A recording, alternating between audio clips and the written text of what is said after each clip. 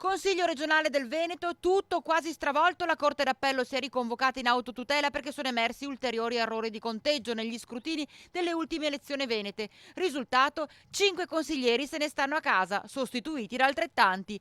Tra gli esclusi Giuseppe Pan, Lega Nord, al suo posto Massimiliano Barison, Forza Italia. Marco Dalla Gassa, che si vede soppiantato da Antonio Guadagnini, Indipendenza Noi Veneto.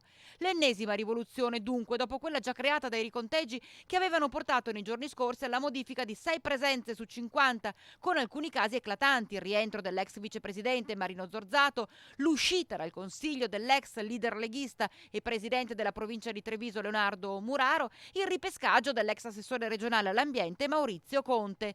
La composizione delle varie coalizioni delle rappresentanze politiche in seno al consiglio ora rimane invariata. In conseguenza dell'atto della Corte d'Appello, la segreteria generale ha disposto, in accordo con il presidente provvisorio Fabiano Barbisan, la revoca della convocazione del Consiglio regionale che era previsto per lunedì prossimo 22 giugno. La riconvocazione della prossima seduta è prevedibile nella giornata del 29 giugno.